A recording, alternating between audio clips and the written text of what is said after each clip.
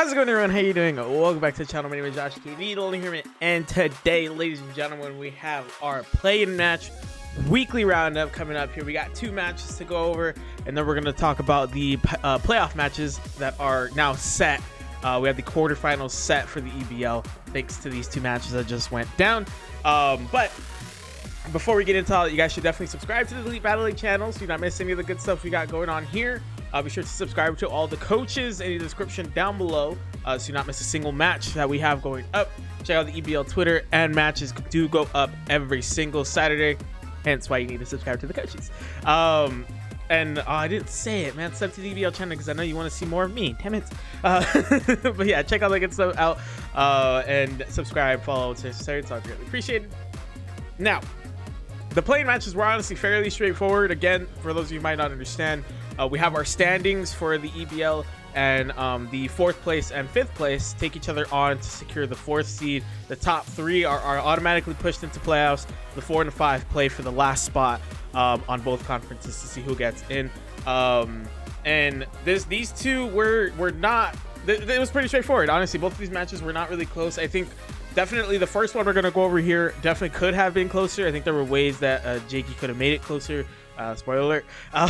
But I don't. It was just a tough one. But with that being said, let's get right into it. On the Mega Conference side, we had the Snowdonian Frostmoths, the number 4 seed Snowdonian Frostmoths, take on the number 5 seed Texas Tyranitar. The Texas Tyranitar actually walked away with a 6-2 win, almost a complete reverse of their matchup from last week. The Texas Tyranitar did really well to adjust, adapt. I come up with a new game plan that threw Jakey for a loop. Again, I think there were ways Jakey maybe could have prevented this or made it a little closer, but he also did get a little unlucky at a couple points, which, you know, it's unfortunate that the luck was on his side last week, but then when it counted, you know, the luck just flipped. So it's really unfortunate that that's how it went down. But Jakey this time around decided to lead Archeops. And instead of leading Yveltal like he did last time, Alan the Doorman decided to lead Galvantula, which was smart. It was a pretty safe lead. You know, he could Thunderwave what may come in, or again the Energy Ball or whatever comes in, Thunderbolt for the Archeops possibly, all that good stuff. So it was smart of his part to lead Galvantula, because Quagsire is too good of a lead against his team that he really can't lead anyone else. His hands are a little tied there. But this definitely benefited Alan. It forced Jakey to kind of play around it and think about it a little more. And the first turn, Jakey decided to click Acrobatics to make sure he could hit just about anything on Alan's team. But when Lucario came in, so what happened is Jakey clicked Acrobatics first turn, and Alan decided to switch to Lucario. The Acrobatics did a lot of damage, but it left the Lucario on 6. That is one of 3 instances where the Pokemon lived on very, very low health. And it just would have benefited Snowdonian so much had those Pokemon died. But the Lucario unfortunately lived on 6, so Jakey switched out of the Archeops to go to Quagsire and take a bullet punch from the Lucario. Then after that, both competitors switched because Alan decided to bring Grass Knot on his Espeon, so he wanted to bring that in for the Quagsire. And then Jakey went back into his Archeops. Espeon clicked Psychic and Archeops used Crunch, but Espeon outsped to get the Archeops into red and the Defeatist range. This either could have been a speed tie, because I did look it up, and I trusted Alan, but I looked it up for myself regardless. Both Pokemon have base 110 speed, so it could have been a speed tie, or it could have been that Jakey didn't build his Archeops fully into speed, which questionable, especially if you look at some of Alan's Pokemon. Having an Archeops full speed would really, really benefit his team. So if he did invest in the speed, I think that was a mistake. If he did, then he just got really unlucky and lost 2 straight speed ties. Because Espeon used Psychic again to take out the Archeops. So if he did invest in speed, if the Archeops was fully invested in speed, then Jakey got unlucky there, because for those of you who might not know, when it's a speed tie, it's a 50-50 flip of the coin who gets to go first. So if Jakey did invest in speed, it's a really unfortunate case of just losing 2 straight speed ties. If he didn't, then it makes sense that Espeon outsped, obviously. But then Archeops went down to the Espeon. Mimikyu came in to set up a Swords Dance and take out the Espeon. Now, I'm not quite sure how well Espeon would have took it, but you can make an argument here that Jakey maybe should have clicked Shadow Sneak instead of Swords Dance first turn, on the possibility that he could take out the Espeon. Again, I'm not really sure how well Espeon would have taken the Shadow Sneak. I personally think it would have killed, but it was still a risky play regardless. But if he had taken out the Espeon first turn, he could have kept his disguise, could have gotten up a free Swords Dance maybe in front of the Yveltal. If Alan was smart, he would have not Dynamaxed, brought out Yveltal, or brought out something not Dynamaxed, you know, just break the disguise. But unfortunately, by that point, Mimikyu would be set up. So it actually benefited Alan that Jakey decided to click Swords Dance first turn. But maybe, like I said, there could be an argument made there that you could click Shadow Sneak, taking out the Espeon, keep his disguise for whatever comes in next. But regardless, Jakey clicks Swords Dance, and Espeon is able to break the Mimikyu's disguise. Espeon dies next turn to the Shadow Sneak. Then Alan sends in Yveltal, and both competitors use their Dynamax the first turn they could when both of them were hit on the field. And Mimikyu used Max Starfall, which it actually outsped Yveltal, which I thought was really interesting. It's not super surprising because Yveltal's not like the fastest Pokemon in the world, but it's got a respectable speed. So the fact that he got outsped by Mimikyu is really interesting. But it did live on 28 from max health. It got brought down from like 400 all the way down to 28 from the max Starfall, and it lived on 28. This was another instance where I'm not sure if there was a possibility of it getting O-code. Maybe it was a low roll, maybe that was a high roll, but regardless, the Yveltal lived on 28 and got off a max Airstream, and this meant it would outspeed next turn and take out the Mimikyu, which is exactly what it did. Now here, I think Jakey honestly should have clicked Max Guard. He should have clicked Max Guard, stall the turn for the Yveltal. That way, when the Yveltal kills the Mimikyu, it'll follow the Dynamax. It's not as much of a threat anymore. I thought that would have been way better, a way better play for Jakey there. Knowing that Yveltal is going to outspeed, you know, you may as well just try to stall out the Dynamax while you can. Then Quagsire came in on the last turn of Yveltal's Dynamax and yawned Yveltal. And the next turn, it took a hit from the Yveltal, the Dynamax Yveltal, but the next turn, Yveltal tried using Dark Pulse, and Quagsire lived on very low health and used Recover, and the Yveltal fell asleep. The Yveltal was on about 14 HP, so it didn't matter nearly as much as the last match. And at this point, Alan, of course, also had, you know, a numbers advantage, or just momentum in general was on his side. So it didn't matter nearly as much as the last match when Yveltal fell asleep, the second turn of the match. Regardless, Yveltal did fall asleep. And maybe you can say Yveltal should have used Oblivion Wing there. I think it had Oblivion Wing, if I can remember correctly. If it didn't, then Dark Pulse was a good play. But if it had Oblivion Wing, you can make an argument that Alan probably should have clicked that instead of Dark Pulse, just to get some HP back. But regardless, it was going to sleep. Whatever he clicked there, if he wanted to stand, it was going to sleep. So Alan switches out to Galvantula to try and handle the Quagsire, but Jakey predicted that and switched out to his Inteleon, and Galvantula used Energy Ball on Inteleon, getting it into red, but Inteleon was able to do a nice chunk of damage with Snipe Shot to the Galvantula. And I don't fault Alan for not clicking an electric type move here. He kind of was bashing himself quite a bit.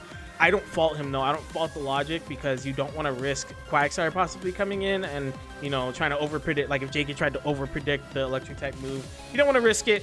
Click the Energy Ball. That was not a bad play at all. Yeah, you can try and guarantee it with Thunder, but at the same time, if Jakey decides to switch to Quagsire and the electric type move doesn't work out, then I mean, what's he really gonna do? You can still click Energy Ball after that and it'll die. So I think Energy Ball was a good play. I don't know, you can make an argument for both sides. Should have just clicked Thunderbolt, because why would Jakey switch to Quagsire? Should have just clicked or it's okay that he clicked Energy Ball. The logic was sound. So you can make an argument either way, but I don't really think it was as bad of a play as he was making it out to be. But what Alan did next is he made a big brain play. I don't even think he realized the kind of play he made, because he didn't really get hyped when it happened. I got hyped when it happened. He hard switched out of Galvantula into Galarian Manatan, and it took the Snipe Shot from the Inteleon, and it dropped into Zen mode. So Alan didn't bring Guerrilla Tactics. He brought Zen mode for this match, and that was huge. It outsped. That meant the second it fell into Zen mode meant Duraniton was outspeeding all of Jakey's team, and an Aqua Jet from Inteleon nearly killed the Galarian Manatan, which would have been a huge deal. That would have probably been a game-clinching play right there, had Inteleon taken out the Darmanitan. Possibly. Maybe not quite, but it definitely would have, you know, made this match closer but unfortunately the Glaring Manitan did live the hit and took out the Inteleon, which was a huge threat gone right there. And Darmanitan lived and took out the Inteleon. And at this point, Alan switched to Blacephalon after Jakey brought in Comfey. And Alan made the big brain play, bringing Taunt on his Blacephalon to prevent the Comfey from doing any sort of Calm Mind shenanigans, Leech Seed, whatever it may be. I don't even know if he gets Leech Seed, but just setting up or whatever in general. Big brain play out of Alan to bring Taunt for the Comfey. That was very, very smart. And then Blacephalon was able to take care of the Comfey after it wasn't able to set up.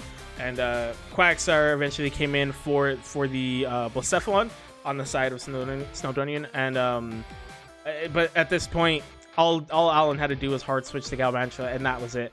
Because Galvantula had Energy Ball for the Quagsire and then Bug Buzz for the Zarude, and that was game. It took out Quagsire and Zarude to finish off the match. Again, there were maybe I mean, like I said, the same sort of thing in their matchup last week. There was definitely some luck involved here. You know, maybe those were high rolls, low rolls on the Pokemon that lived on red HP. So there was a little bit of luck involved, just a little bit of luck. But you know, you don't always win in Pokemon without a little bit of luck. So I thought that was definitely big on their part. On Alan's part, but some of the sort of things he brought, the plays he made, I thought were great. Again, he kept beating himself up over the conventional thing. I don't think it was as big of a deal as he was making it out to be. I can see why he made that prediction. It was pretty sound. It really wasn't that bad. And ultimately, it led to Darmanitan getting nice and set up, which honestly, Darmanitan maybe could have stayed in and just done some work. But regardless, I just thought that was really interesting. But this was probably, in my opinion, probably the preferred matchup for everyone else. This was probably not how, you know, the people who qualified, most namely Sly, how he would have wanted this match to go. I think on paper, Texas's team is a little more difficult to work around. He does have some very annoying Pokemon on his team, but then again, so does Jakey. So I mean, I think whoever won out of this was going to be a really difficult opponent later in the playoffs. I think Alan's team's a little better, just sort of all around more sound. But I think either way, it would have been very difficult for a lot of the opponents in the playoffs who already qualified to have to take care of them. But regardless, this is not what I expected. I did not expect this match to go this way. I expected it to be closer, and I honestly wouldn't have been surprised if Alan won regardless, because like I said, I always favor the loser of the first match in the rematch, because they have a little more freedom to switch up and do a lot of different things. Whereas the conundrum for the winners, I mentioned this in the last roundup, the conundrum for the winners is, do I stick to what was working or do I change it up? What do I do? So, but regardless, I expect this match to be closer. It was a little disappointing that it wasn't as close as it was, but nonetheless, it was a great match out of Alan. Fantastic prep, man. You did really well to outplay and outmaneuver your opponent. A little bit of luck, like I said, but again, you don't really win a lot of Pokemon matches without a little bit of luck. So, but yeah, good job, Alan. Great prep and a fantastic battle, man. Good job. Next up for the Dynamax Conference, we have a very straightforward matchup. The DC Star Marines beat the Detroit Luxuries 6-1. The number 4 seed DC Star Marines beat the number 5 seed Detroit Luxuries 6-1. And then, again, this match was very straightforward. I know what you're thinking. Oh, did Timmy sweep Mewtwo again? No, because that was the smart thing for him to do, was to not lead Mewtwo this time around. And I said it in the last roundup. I expected Timmy to come in big with something else set up and do as much work as possible to open the door for Mewtwo to be able to finish the match off. Ultimately, Mewtwo actually did not touch the field in this match, which was not too surprising. But regardless, DC actually led Haxorus. And honestly, the only way Max could have stopped it was predicting that he was going to lead Haxorus. Otherwise, Haxorus was able to get off a D-Dance. And it was able to take out Togekiss, Kyogre, Gengar, and then Blaziken.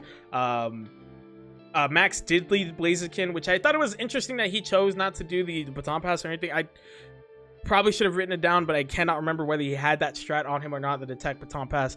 It was interesting to me that he decided not to do that, because he could have possibly set up the Salamence maybe to come in and do some work. But regardless, I think maybe there's a little bit of panic involved, but he hard switched to his Togekiss in front of the Haxorus. Haxorus actually does carry Poison Jab, and that's what was able to take out the Togekiss. And then he brought in Kyogre, which I didn't really like. I didn't like that he brought it out so soon. maybe he forgot that Gengar carried Cursed Body, or he didn't think of that play. I think bringing out Gengar baiting the Earthquake would have been great. And then bring the Blaziken back out, set up, and bring something else in, or something. I just didn't like that the Kyogre came out so soon. But it is what it is. You know, when a Pokemon's setting up on you, you want to bring when a Pokemon's setting up in front of you, you want to bring out your strongest Mon to try and take care of it. So I can't fault the logic, but I didn't really like that the Kyogre came out so soon. But regardless, Togekiss got taken out, Kyogre got taken out, Gengar got taken out, and then Blaziken got taken out. And then Salamence came out on the side of Detroit and hit the Dynamax, and right there Max probably should have clicked Max Airstream, but considering Mamoswine's priority Ice Shard, I think it would have died anyways. I think it ended up dying anyways actually on the next turn by the Mamoswine with the Ice Shard. So I think regardless Max should have clicked Max Airstream. A lot of Maxes. He should have clicked Max Airstream, but I don't think it would have really mattered at all. I don't think it did matter at all. So he beat himself up over it, but I don't think it mattered. Salamence was able to take out the Haxorus and prevent a sweep in this match, but Mamoswine came in and killed it. And then Magnezone was the only Pokemon left for Detroit. So Max actually clicked I think it was Magnet Rise, just because if those of you might not know, Magnet Rise on electric types prevents them from getting hit by ground type moves. But Mamoswine brought it down to 1 because of the sturdy, and then used Ice Shard to take it out. So it didn't really matter. Max just clicked Magnet Rise just because. But yeah, DC Starmie's maintained their 4th seed with this win, and this is more or less how I saw it going, because I figured Timmy would take out Max's potential new counters to allow Mewtwo to run free again. Although Mewtwo wasn't necessary for this match, that's pretty much how I saw it going. I saw something else coming in and doing a lot of work that wasn't Mewtwo. Although I think his Haxorus was named Mewtwo, which is interesting. But yeah, that's more or less how I saw the match going. I thought Detroit, I mean, the predictions would have had to been 100% on point for him to have any sort of chance in this match, and unfortunately right from the get-go they were not. Not really Max's fault, it's just a fault of more so just bad matchup. It's just bad team matchup, so unfortunate for Detroit, but you know, it is what it is. So GG's to Timmy and GG's to Alan, as I mentioned earlier, as they both move on to the quarterfinals. DC maintains their 4th seed, and Texas moves on as the 5th seed, technical 4th seed, I guess, as they move on to the quarterfinals. So we have our quarterfinal matchups all set. Again, congratulations to both of our winners from the play-in matches. Now we move on to our predictions in the playoff first round, or the quarterfinal matchups, however you want to call it.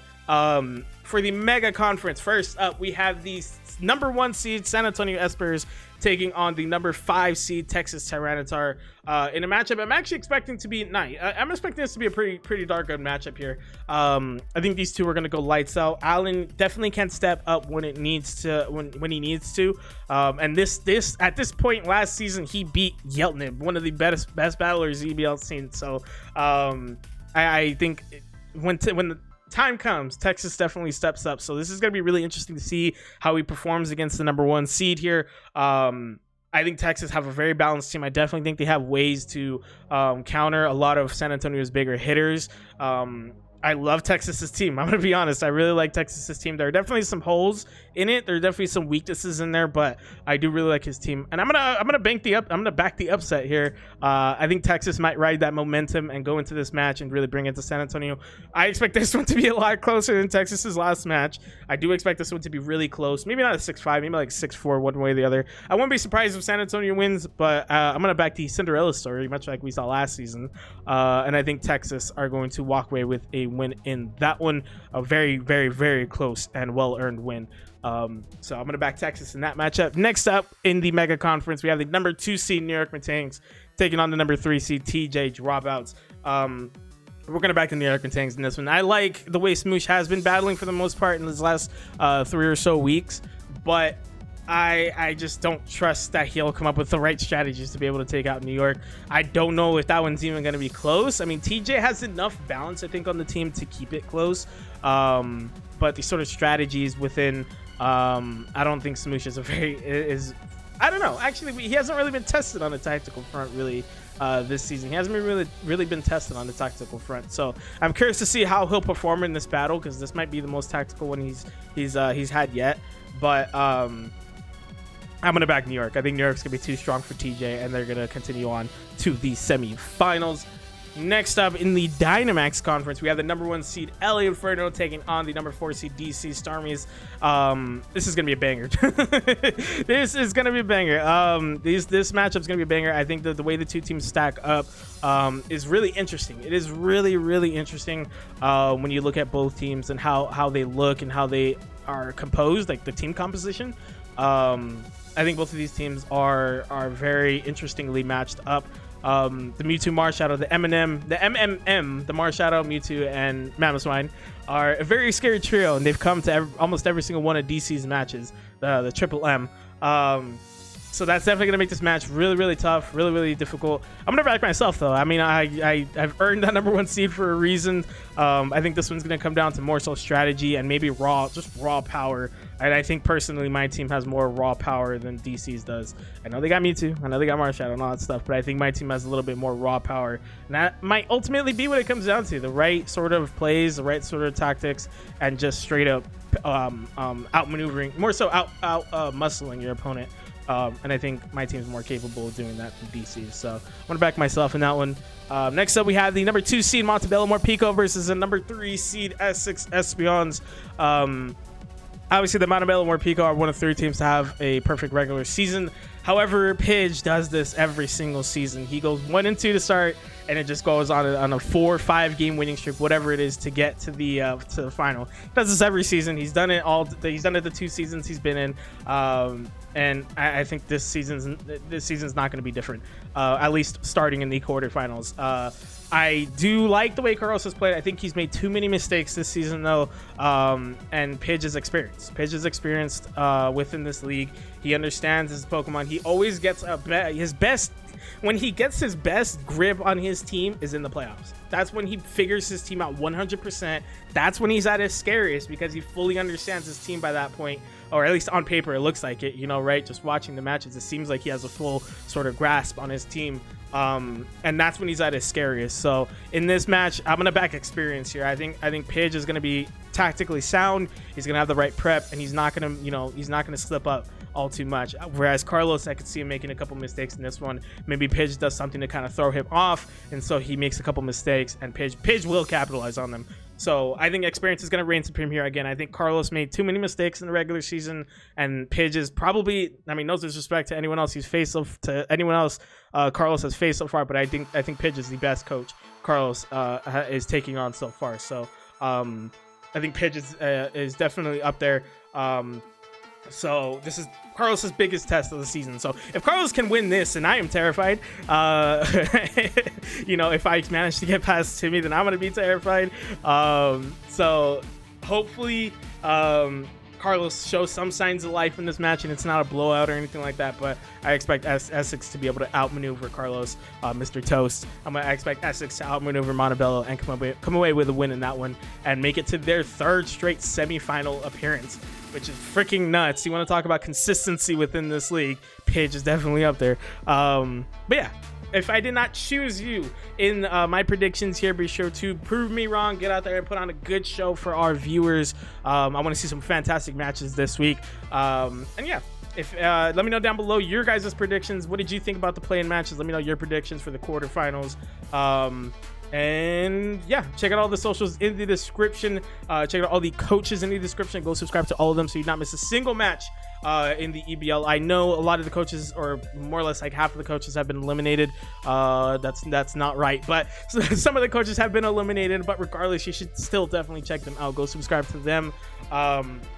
And of course, subscribe to the EBL channel so you get more content from Chiboy. And yeah, I think that's it. And of course, for sure, share social media, friends, family, everyone you know. Let the people know the Elite Battle Leagues where it's at.